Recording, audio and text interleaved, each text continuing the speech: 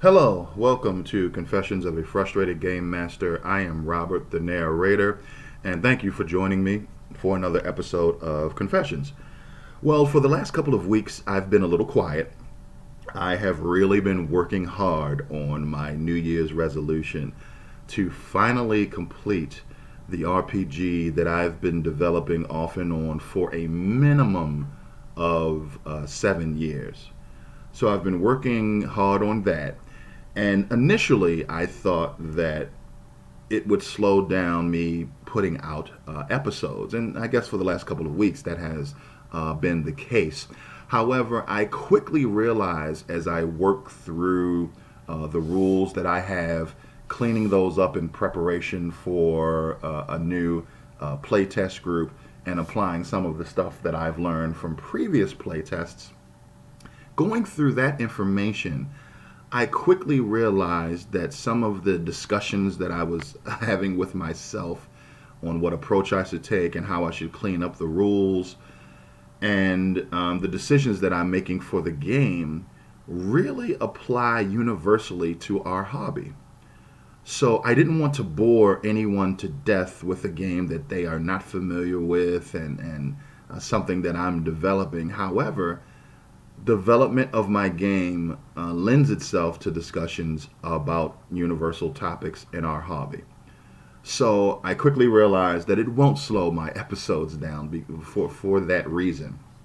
And I wanted to talk about the reason for me developing my game. I was sitting around my bedroom, and I don't remember what RPG I was playing around that time period, but I'm guessing it had to be one where characters were really fragile and the game was unforgivingly lethal.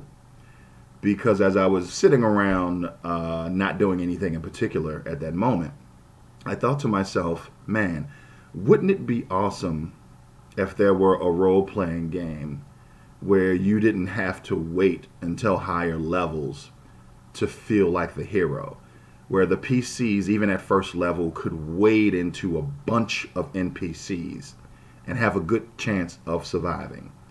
Because there are definitely tons of games out there where a nameless mook can take your character, who is supposed to be the hero, out, just take you out. Obviously, there are games out there that are really cinematic and they have minion rules or mook rules. But I was thinking, wouldn't it be awesome to have something else, not just a game filled with a bunch of easy to take out characters, but where you could really have large combats with a mixture of mooks and, more important, characters, and have the PCs be able to survive. And doing all of that with a combat system that was dynamic, fluid, and easy to understand and not rules heavy. So my game came from a place of mechanics. So I had to kind of add the world and the setting on afterwards. Now, as you probably know from previous episodes, I didn't start with Dungeons and Dragons. I started with a game called Champions, which is a Hero Systems game. It's a supers RPG.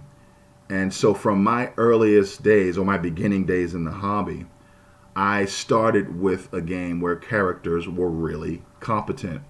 You know, by default in supers, you have to have a survivable character. I mean, these guys are flinging school buses around and punching each other through buildings.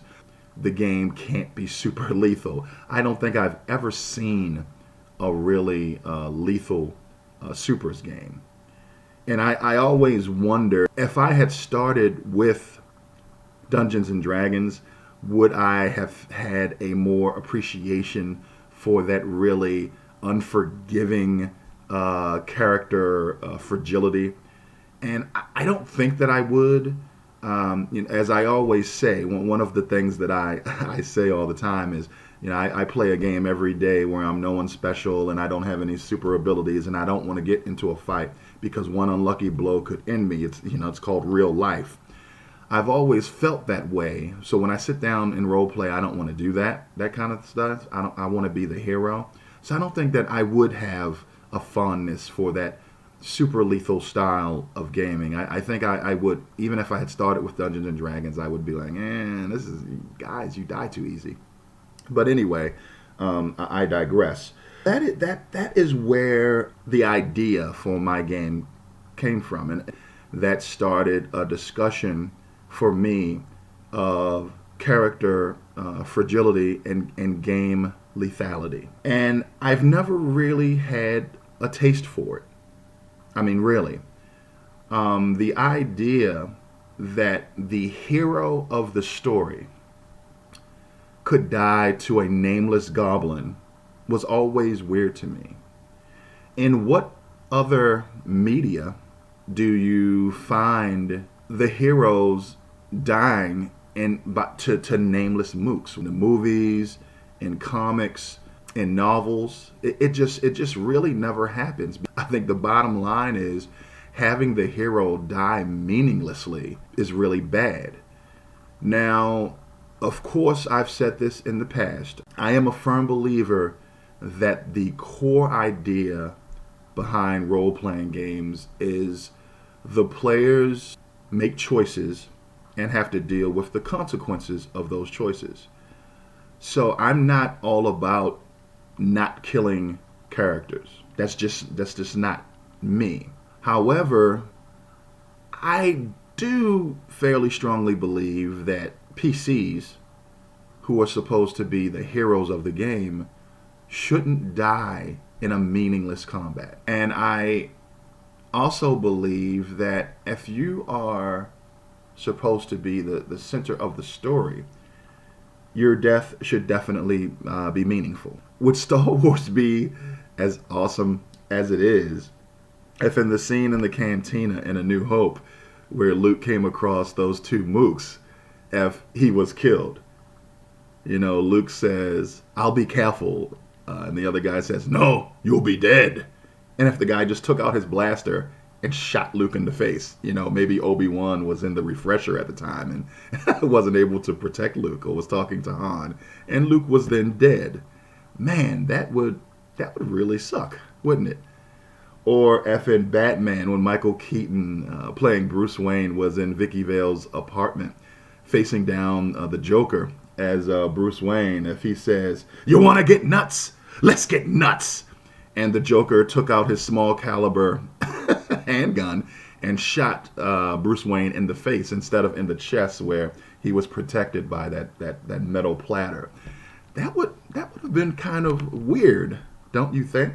So my philosophy has always been, when it comes to character fragility and game lethality, is a DM or GM controls everything.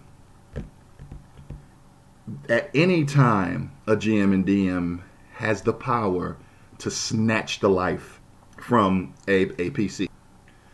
So for that reason, I don't think a GM or DM needs the tool of PCs only having 5 hit points, because a GM can do anything they want.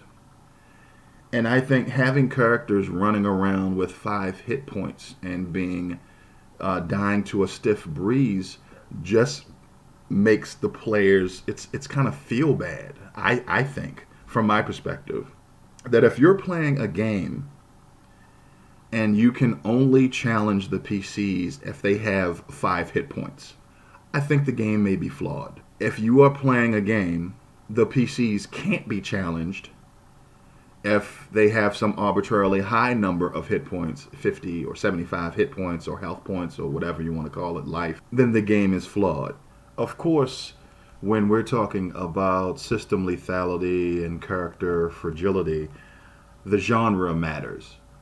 If you are playing horror or dark fantasy or one of those genres where the PCs should always be struggling and it should always be hard, and everything is horrible and they're going to lose anyway, kind of like Call of Cthulhu. It's not a matter of if you lose, but when and how you lose. For those type of genres, having really frail characters is not such a bad thing.